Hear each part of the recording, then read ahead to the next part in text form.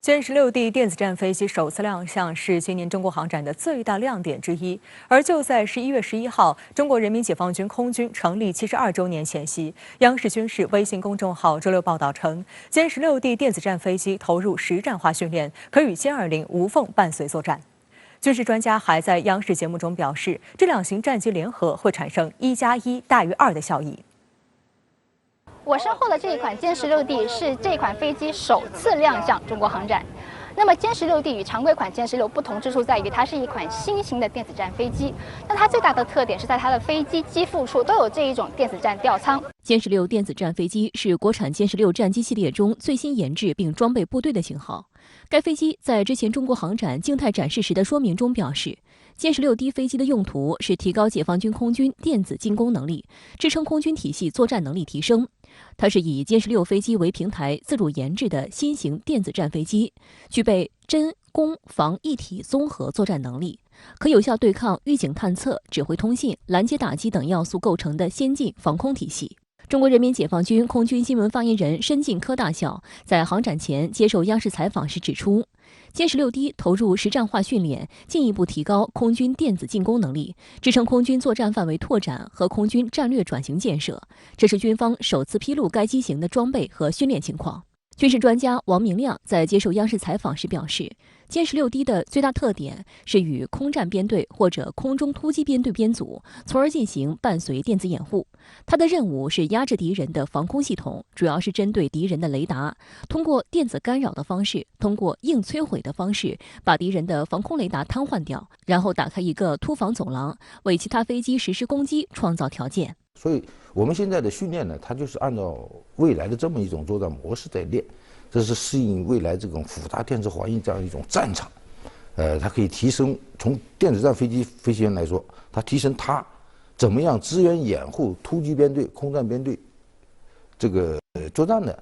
所以这是一个必须有个很好的协同。那么这个协同是需要在训练中去不断的去磨合的。那我们现在干的就是这件事儿。那么这个东西我们不断的练下去，我们就会具备这样一种小体系、软硬一体实施的这样空战能力或者空中突击能力。歼16D问世以后，很多人都会把它跟解放军空军最先进的4代机歼20联系在一起。如果这两款战机强强联手，会形成怎样的战斗力呢？我们看国际的一些航空的先进发展趋势，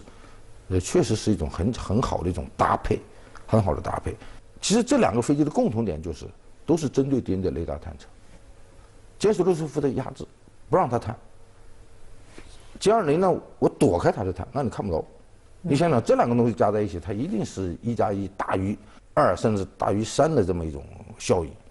这种搭配，我想在未来的战场上，我们一定会用的。全球多国空军目前装备有多型电子战飞机，多数是由运输机平台改装而来。例如，解放军空军装备的运8电子战飞机，好处是空间大，能容纳更多电子设备，但缺点也是显而易见的，就是飞行速度较慢，机动性不佳，无法与主战飞机形成无缝对接的伴随作战。而歼16D的出现之所以引发各方关注，就是因为这是当今全球各国空军中唯二的由战斗机平台发展而来的电子战飞机。另一款就是美军 EA-18G 咆哮者电子战飞机。由于这类电子战飞机携带的干扰吊舱功率非常大，不仅能担负随队干扰任务，还能担负防区外干扰任务，并且具备挂载反辐射导弹摧毁敌方防空雷达，进行防空压制作战的能力。根据军事专家王明亮在接受央视采访时所说的，歼16D具备软硬一体的电子战能力，这就说明歼16D所能担负的任务与 EA-18G 并无太大区别。那么这两款电子战飞机究竟谁更强呢？美国军事观察杂志今年9月曾指出，歼16D电子战机具有显著的优势，因为它所脱胎的歼16战机具备更强大的机体，包括更高的续航力和武器载荷能力。特约评论员石红在接受深圳卫视记者采访时认同相关的判断，因为歼16D是基于重型战机平台研发，航程与载荷大自不在话下。而根据歼16D在航展做静态展示时所挂载的4个电子吊舱，也多于 EA-18G 的3个，这就意味着更强的电子战能力。我们还要不要忘了，就是中国呢具有后发优势的 EA-18G 呢，它研发的时间呢比较早，那相应的电子设备方面呢，那显然呢，它还是多年以前的这些技术水平。我们的歼十六D呢，它发展的比较晚，所以呢，这是有后发优势的。也就是说，它所采用的雷达也好，还有像电子战系统也好，那么这些能力显然是要好得多。这也就使得呢歼十六D整体的性能要更强。外界更加关注的是，歼十六D 入列人民空军并投入实战化训练，将如何进行部署，以及应对来自哪个方向的安全挑战。环球时报旗下账号枢密院10号的文章就分析称，始终有着保卫国家安全与领土完整强大能力与坚定决心的解放军，一向有着将好钢用在刀刃上的传统。因此，最新最强型号必将会向一线部队倾斜，而负责台海方向的沿海部队优先部署先进型号是完全有可能的。这也和国际惯例相吻合。早在11长假期间，解放军军机创纪录巡航台海之时，岛内专家就在高度关注当时巡航台所谓西南空域的歼16机队中是否已经有歼16D 电子战机。还有岛内学者表示，鉴于歼16D 有能力压制陆基和海基防空系统以及干扰雷达系统，应该对其是否被纳入绕台任务的可能性进行监测。而印度欧亚时报网站日前的一篇文章还认为，中国肯定会在台海之外的其他战区部署歼16D，包括靠近中印边境的新疆、西藏地区等。而印度空军虽然拥有湾流3型等大型电子战飞机，却没有能伴随战斗机在作战一线行动的专门机型，仅以苏30等现有战机挂在电子战吊舱的方式来代替。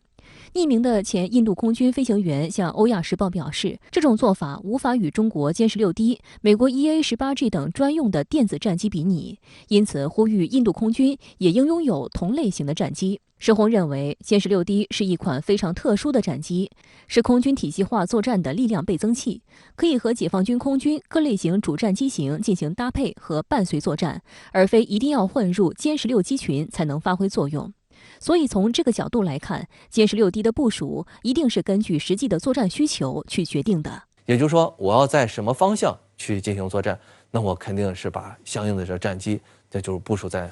某个方向，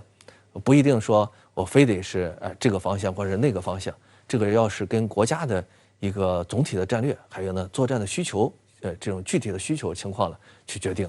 好，相关话题继续来连线特约评论员吴卫，吴先生你好。那与此同时呢，中国空军官宣歼16D 电子战飞机已投入实战化训练，可与歼20战机无缝伴随作战。那您认为这又意味着什么？这一次空军官宣的信息量主要体现在已经投入实战化训练。它首先说明歼16D 战机已经初步形成了战斗力，这才是新闻。一款新型战机入列服役后都要经历一个从接装训练到最终形成战斗力的过程。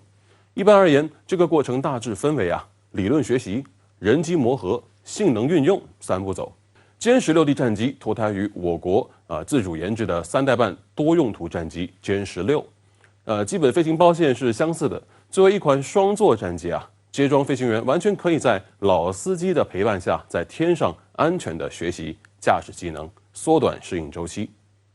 歼16D 的 D 是电子战的意思，顾名思义这是一款旨在电磁权争夺的战机。都说空中加油机是空军的力量倍增器，因为它能够让战斗机的航程翻倍。那么电子战飞机同样也是空军的力量倍增器，并且这个倍增的数量是以10倍起跳的。因为你一旦在战场上空掌握了制电磁权，空战的结果就非常可能出现20:0、50:0，甚至更悬殊的一边倒。因此电子战飞机成了立志于发展战略空军的中国所必须攻克的技术制高点。在官方通稿里有这样一句话：歼16D 可与歼20战机无缝伴随作战。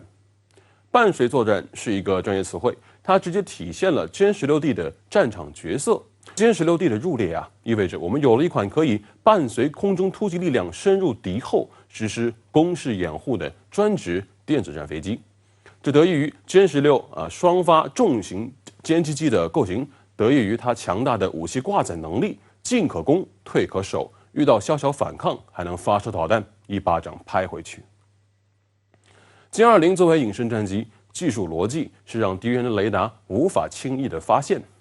那么歼16D 则可以压缩敌人雷达的探测距离，可以发射反辐射导弹，迅速压制那些突然开机的雷达，给歼20战机创造了一个可以进一步放肆的战场条件。值得注意的是此次官宣提及的投入实战化训练，还有另一层含义，那就是歼16D 战机很可能已经执行过数次远海训练以及绕台岛飞行。细心的朋友应该会发现，台湾防务部门这段时间以来发布的这个空情通报里有时候会精确到解放军派出了几架战机，但有时候则语焉不详。这非常可能意味着歼16D 战机已经在台海上空秀过肌肉了。好，谢谢吴卫先生在线和我们分享您的观点，谢谢。